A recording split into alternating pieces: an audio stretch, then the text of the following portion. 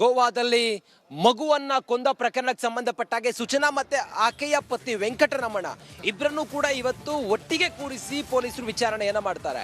ಶನಿವಾರ ಸುಮಾರು 15 ನಿಮಿಷಗಳ ಕಾಲ ಇಬ್ಬರನ್ನು ಕೂಡ ಒಟ್ಟಿಗೆ ಕೂರಿಸಿ ವಿಚಾರಣೆಯನ್ನ ಮಾಡಿದಂತ ಪೊಲೀಸರು ಆಗ ಒಂದಿಷ್ಟು ಮಾಹಿತಿಯನ್ನ ಕಲೆ ಹಾಕಿದ್ರು. ಇವತ್ತು ವೆಂಕಟರಮಣ ಅಂದ್ರೆ ಸೂಚನಾ ಮಗುವನ್ನ ಕೊಂದಂತ ತಾಯಿ ಹಾಗೆ ಅವರ ಪತಿ ಇಬ್ಬರನ್ನು ಕೂಡ ಒಟ್ಟಿಗೆ ಕೂರಿಸಿ ಪೊಲೀಸರು ವಿಚಾರಣೆಯನ್ನ ಮಾಡ್ತಾರೆ. ಬಹಳ ಪ್ರಮುಖವಾಗಿ ನಾವಿಲ್ಲಿ ಗಮನಿಸಬೇಕಾದಂತ ವಿಚಾರ ಅಂತ ಹೇಳಿದ್ರೆ ಪತಿ ವೆಂಕಟರಮಣ ಮೇಲೆ ಗಂಭೀರ ಆರೋಪವನ್ನ ಸೂಚನಾ ಮಾಡಿದ್ರು.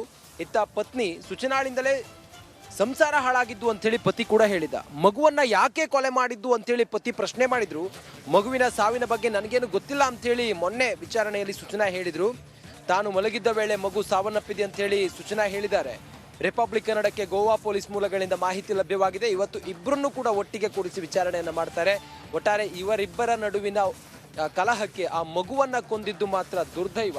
ಈ ನಿಟ್ಟಿನಲ್ಲಿ ಪೊಲೀಸರು ಬಹಳ ಸೂಕ್ಷ್ಮವಾಗಿ ಈ ಪ್ರಕರಣದ ತನಿಖೆಯನ್ನು ಮಾಡ್ತಾ ಇದ್ದಾರೆ. ಗೋವಾ ಪೊಲೀಸರಿಂದ ರಿಪಬ್ಲಿಕ್ ಕನ್ನಡಕ್ಕೆ ಉನ್ನತ ಮೂಲಗಳಿಂದ ಮಾಹಿತಿ ಲಭ್ಯವಾಗಿದೆ.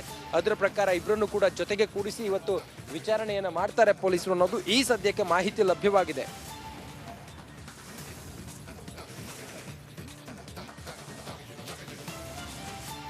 ಮತ್ತಷ್ಟು ಮಾಹಿತಿಯೊಂದಿಗೆ ನಮ್ಮ ರಿಪೋರ್ಟರ್ ಅಜಯ್ ಈಗ ಲೈವ್ ಕನೆಕ್ಟ್ ಆಗಿದ್ದಾರೆ. ಅಜಯ್, ಸದ್ಯ ಸೂಚನಾ ಮತ್ತೆ ಅವರ ಪತಿ ಇಬ್ಬರನ್ನು ಕೂಡ ಇವತ್ತು ವಿಚಾರಣೆ ಮಾಡ್ತಾರೆ ಅನ್ನೋದು. ಅಜಯ್, ಸದ್ಯದ ಮಾಹಿತಿ ಏನಿದೆ?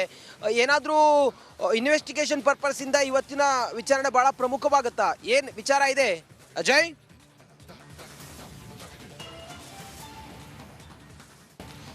ಖಂಡಿತವಾಗ್ಲೂ ರಂಜಿತ್, ಈಗಾಗಲೇ ಅವರ ವಿಚಾರಣೆ ಕೂಡ ಮಾಡಿರುವಂಥದ್ದು, ಇನ್ನೂ ಕೂಡ ಮಾಡ್ತಾರೆ. ಅಂದರೆ ಇನ್ನೂ ಕೂಡ ಆ ಒಂದು ವಿಚಾರಣೆ ಕಂಟಿನ್ಯೂ ಆಗುವಂಥ ಎಲ್ಲ ಸಾಧ್ಯತೆಗಳು ಕೂಡ ಇರುವಂಥದ್ದು.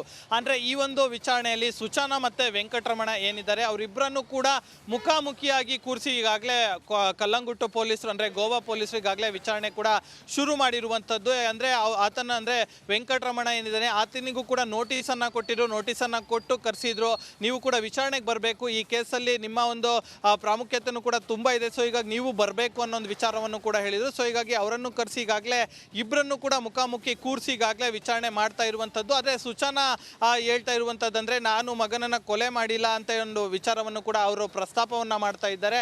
ಆದರೆ ಯಾವ ರೀತಿ ಆಯಿತು ಅನ್ನೋದ್ರ ಬಗ್ಗೆ ಅಷ್ಟು ಸ್ಪಷ್ಟವಾಗಿ ಅವರು ಕೂಡ ಬಾಯಿ ಬಿಡ್ತಾ ಇಲ್ಲ. ಅಂದರೆ ಇಲ್ಲಿ ಏನು ವೆಂಕಟರಮಣ ಏನಿದ್ದಾರೆ ಅವರು ಕೂಡ ಹೇಳ್ತಾ ಇರುವಂಥದ್ದು ಇಷ್ಟೇ, ನನ್ನ ಮಗ ಏನಿದ್ದಾನೆ ನನ್ನನ್ನು ನೋಡಬೇಕು ಅಂತ ಹೇಳಿದ್ದಾನೆ, ಇದಕ್ಕೋಸ್ಕರ ಆತ ಹಠ ಮಾಡಿದ್ದಾನೆ. ಸೊ ಹೀಗಾಗಿ ಆ ಒಂದು ಉದ್ದೇಶದಿಂದಾಗಿ ಮಗ ಹಠ ಮಾಡಿದಾನೆ ಒಂದು ಉದ್ದೇಶದಿಂದಾಗಿ ಈಕೆ ಕೊಲೆ ಮಾಡಿದಾಳೆ ಅಂತ ನಂಗೆ ಗೊತ್ತಿದೆ ಅನ್ನೋ ಒಂದು ವಿಚಾರನೂ ಕೂಡ ಈಗಾಗಲೇ ವೆಂಕಟರಮಣ ಅವರು ಕೂಡ ಹೇಳ್ತಾ ಇರುವಂಥದ್ದು. ಯಾಕಂದರೆ ನಮಗೆ ಡಿವೋರ್ಸ್ ಆಗಿತ್ತು, ಡಿವೋರ್ಸ್ ಆಗಿ ಇನ್ನೇನು ಎಲ್ಲ ಫೈನಲೈಸ್ ಆಗಿತ್ತು, ಇನ್ನೇನು ಒಂದೆರಡು ಸ್ಟೆಪ್ ಇತ್ತಷ್ಟೇ ನಮಗೆ ಡಿವೋರ್ಸ್ ಕಂಪ್ಲೀಟ್ ಆಗಿ ಸಿಗ್ತಾ ಇತ್ತು.